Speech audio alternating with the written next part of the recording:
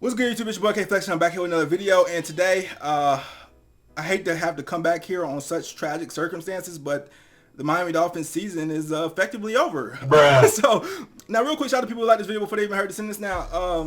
I ain't gonna lie to you, y'all. I was always gonna come back today. Well, I wanted to come back last week. I couldn't find my cord for my mic, so I couldn't really make a video.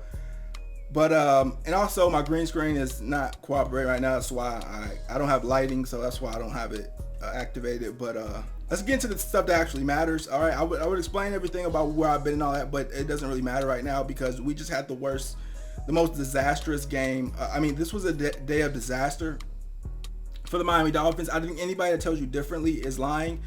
This was probably the worst. I've had playoff losses that I've experienced as a Fins fan that hurt less than this. Bruh. I didn't even watch the fourth quarter. I can't even tell you what happened. I mean, I watched it, but I was so dejected. I don't even know what happened. Like when I saw Skylar Thompson back, I just can't even like watch him play football. This was bad. So let's start off with addressing the elephant in the room. Tua is injured again. Got another concussion, and the retirement talks are back on. So this is why it was always a risk to really pay him. But you know, if you didn't see it, I'm sure you did. He starts scrambling. He runs head first into a safety who happened to be Damar Hamlin, and ends up getting another concussion. It looked really bad at first, but he ended up getting up and walking out under his own power, which I'm glad he did, because if he didn't, I would feel really bad about saying he played like shit, because he did play like shit, and I can say that because I know he's alive. If he would have got stretched out and everything, I wouldn't have said that, because I would have been like, okay, he might be dead. I don't want to say nothing crazy. But since he is alive, I can say, yeah, he played like shit. Okay, but even before he got injured, that's a fact. And so at this point, the retirement talks have started, and our season it feels over at week 2. Ultimately, when we paid Tua, the biggest problem with paying Tua was that he was always one injury away, specifically a concussion away from the retirement talks starting back up, which is why I understood why the Dolphins took so long to pay him. I, for the life of me, cannot figure out why or who thought it was a good idea for him to lose weight again after his first healthy season in which he almost won MVP. Now, people, and I've already tweeted this, and I've gotten the response or some feedback that, oh, well, he was running and that had nothing to do with weight and all that stuff. If he had that weight on, he would have never even ran, meaning he would have never even got injured, meaning we wouldn't be in a situation. Last year, he had the best season, almost won MVP with the weight on. Yes, he was a statue in the pocket, but I'd rather you be a statue in the pocket than not be available for God knows how many games, because I already know what the NFL is going to do. I would like for Tua to play in 2 weeks, minimum, like maximum. But I already know what the NFL is going to do. They're going to, because it's Tua and because, you know, he's got this other really bad concussion, they're going to try to make us keep him out for a month. You already know. I think Tua's going to be fine in a couple weeks, but I mean, there is a retirement talk, and I at one time thought that, you know, Tua should retire. The first time he had these concussion problems, I said he should retire, and I've since changed my mind to an approach of he is a grown man, and that's just the reality of it. Back in the day, they didn't really know what concussions did to their brains, even though I'm sure they knew that taking hits to the head over and over again couldn't be great, but they didn't really have the information we have now. We all know what concussions do to people. We all know how it affects them later on in life, especially. And at this particular point, if Tua's a grown man with this information that he has available to him and decides that he still wants to play football, I'm not telling him to retire. Now, if I was his family member, probably would. Bruh. But I'm not. So at the end of the day, if he wants to keep playing football, he should keep playing football. And if he gets another concussion, then it is what it is. Like, at this point, I can't keep on being like, oh, thoughts and prayers for Tua. Oh my God, I'm so concerned for his health. Is he concerned for his health? Because if he wants to keep playing, and obviously he wants to keep playing, I'm not about to sit up here and have a funeral-like mood every time he gets injured because, oh my God, how is his life going to be after football? He's grown. He wants to play football. He's a millionaire. He's not doing this to like get out the hood or anything. It's not like he's like, oh my God, I got to do this to feed my family, bro. You got a bunch of money. I mean, you do not need football at all. But if you want to keep playing, keep playing. And if you get injured, it is what it is. And if hopefully you stay healthy. You know, that's just where I'm at with the Tua shit. As far as the offense, I was glad with how much we used Jonnu Smith.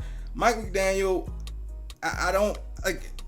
The game it's so hard to even see the game right now because of the Tua situation, because basically that's gonna have a lot of impact on our entire season, and we just paid him, which is just the crazy part, right? The Dolphins were in a very tough spot right there because, I mean, you kind of have to pay him. If you don't, he has to hold out. I mean, I would have called his bluff, but I understand why the Dolphins paid him. I also understand why it took so long because of situations like this, and now look at the position we're in. The reason why I think the season is basically over week 2 is because, yeah, we can, bro, Skylar Thompson, we all know he's not leading us anywhere.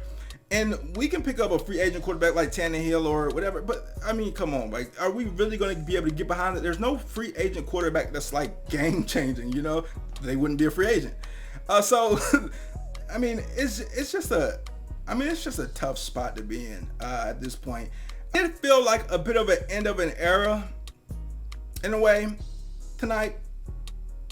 I don't know if I would call it an era, but like I guess a segment of Dolphins history. You know, we had this high explosive offense with Mike McDaniel and Tua and Tyreek and Jalen Waddle and A-Chain. I mean, we just had an explosive offense, and it just felt like it ended tonight because at this particular point, first of all, we got shut down, right? It's clear what our offensive scheme is. We don't have a good offensive line purposely because our scheme is to run the ball a lot and throw quick passes, right? So we don't have a good offensive line, all right? And we were getting shut down, but we have Tyreek Hill, so I'm like, okay, we can still come back in the second half. However, once Tua gets injured, like, we don't have, like, there's no other quarterback that's even close to Tua in free agency or on our roster. So basically this season is a throwaway. Also, we don't even know if Tua's going to play again because there's going to be so many people in his ears telling him to retire. You have kids, all this stuff. So at this point, like there's a lot of people that are speechless, and I don't blame them because what can you really say? We don't know what direction the Miami Dolphins are going to go in. And like I said, this was very hurtful. I'm not even that angry about it. I mean, it was just very sad. It was just a sad game. I mean, I've been dejected for about an hour. It's about an hour after the game at this point. And it was just what can you say? I mean, we don't know. We might not have a quarterback. But like I said, I don't know why he lost that weight in the offseason. And I get it. I get that, and also, like, I don't know how you could trust him again because there has been such an emphasis put on Tua to protect himself. And I know when I used to ask this question in the offseason on Twitter, I used to say, well, why is he losing his weight if he just stayed healthy? And people would say, oh, it was the judo. You don't know his body. It was the judo. It was the judo that helped him. It wasn't the weight. Okay. But either way it goes, regardless, if he had the weight, he wouldn't even have ran like that, and that shit wouldn't happen, right? Off the weight point, it's like there are going to be people in his ear telling him to retire. He has kids. He has a bunch of money. He doesn't really need football. Is what it is. I just don't know where the Dolphins go from here. I mean, I guess the most likely situation is he eventually does come back in like a month or whatever, and then like we act like this never happened. But like, are we gonna have this issue every time he gets injured where it's like, oh my God, just pray for Tua, or you should maybe retire? Like, just get a new quarterback at that point. Now, I didn't like Tua being a statue in the pocket last season. I did want him to be more mobile. I thought he was gonna be wise enough at this point to not try to truck people in the open field, but I mean, like, I would have rather him have been a statue than not available. You know what I'm saying? Like, if you ask anybody, and a lot of people complained about Tua not having any ability to run or be mobile. I get that, but if you asked them, would you rather him not be able to run or stay healthy? Everybody would have said stay healthy, 100%, right? So, like, I was so lost, and I got into several arguments about why he lost the weight and why he wanted to change up a formula that seemingly worked last year whenever he almost won MVP, and we had the greatest season we've ever witnessed. Well, if you're like in your 20s. At this point, I'm almost on like a rebuild mode. I don't know what else to, like, I'm basically rebuild. Like, I'm like, well, I mean, I'm sorry, I'm stumbling over I don't know what to say. Like, I mean, we damn near have to almost rebuild because, well, let me slow down. We'll see what they say tomorrow about Tua's concussion, but I mean, we got Jalen Ramsey, Tyreek Hill. I consider our two best players. Tyreek Hill is our best player by a long shot. He's 30. Like, how long is it gonna take us to get another quarterback if Tua just can't play anymore? It's almost like you just have to rebuild again. And the sad thing is, I like Mike McDaniel. I don't think he would make it on the other side of a rebuild. And I like Mike McDaniel, but I just don't foresee him making it on the other side of a rebuild. So he would probably be gone, and then like we're just fucking lost, bro. I mean, yeah, I mean that's just being a Dolphin fan. You know, there's no like where do you go from here? Let me know in the comments what you guys think. Where exactly do we go from here? And I'm sorry I barely even talked about the game, but like the game really doesn't even matter at this point because like this is the whole season over. This is like the whole season, this season and next season and the season after, because we don't have a quarterback if he can't play anymore. And they don't just grow on quarterbacks. They just don't grow on trees. So I don't know. It's not like we're just gonna get another one falling out the sky. Just to talk about the game a little bit, I liked how we were getting Jonnu involved. I think Jonnu's a great weapon. I think Tyreek's a great weapon. I don't even think we have a quarterback to give him the ball anymore, so it doesn't matter. But I do like the way that Jonnu was playing. Tyreek got pretty much shut down. I wish, like, our offense runs the best whenever we're, like, feeding Tyreek a lot. And I know a lot of people hate it. They're like, oh, we need to stop trying to get Tyreek all these yards, and we like to stat pass.